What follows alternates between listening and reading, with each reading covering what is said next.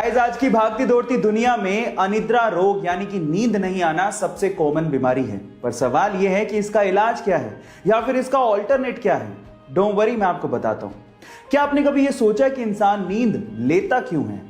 वो इसीलिए ताकि उसका माइंड फ्रेश रहे। और आपकी जानकारी के लिए अब मैं आपको बता दूं कि बहुत सारी रिसर्च में यह पाया गया है कि मात्र 20 मिनट का मेडिटेशन 2 घंटे की नींद के बराबर है।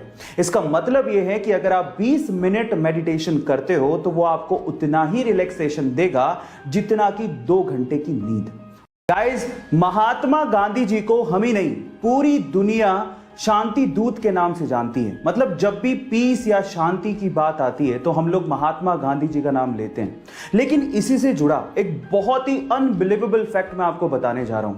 क्या आपको पता है कि महात्मा गांधी जी का नाम 5 बार, जी हां 5 बार नोबेल पीस प्राइज के लिए नॉमिनेट किया गया, लेकिन उन्हें एक भी बार इसके लिए चुना ही नहीं गया।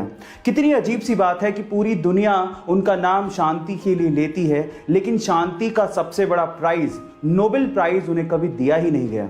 इसके बारे में आपका क्या ख्याल है और आप इसके बारे में क्या सोचते हैं? चैट सेक्शन में लिखना मत भूलिएगा।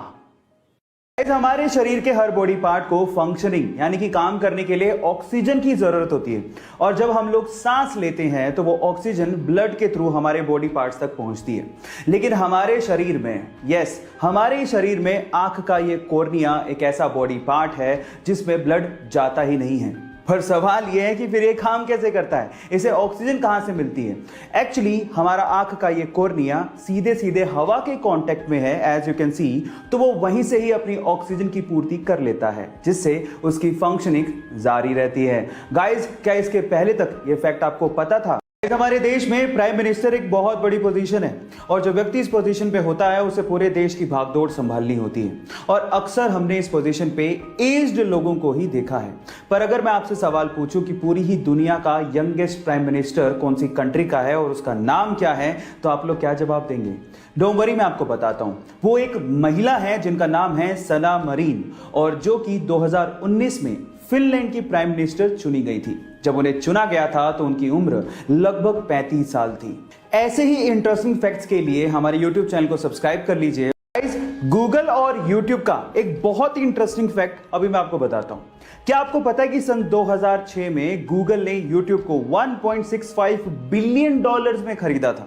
और मजे की बात यह है कि गूगल ने उस टाइम YouTube का CEO सुजैन वोजित्स्की नामक महिला को बनाया, और ये वही महिला थी जिसने 1998 में लैरी पेज और उसके दोस्त को गूगल कंपनी को स्टार्ट करने के लिए अपना गैराज रेंट पे दिया था, और बाद में एज एन एम्प्लॉय उसने गूगल कंपनी को ज्वाइन कर लिया और आज वो YouTube की CEO हैं।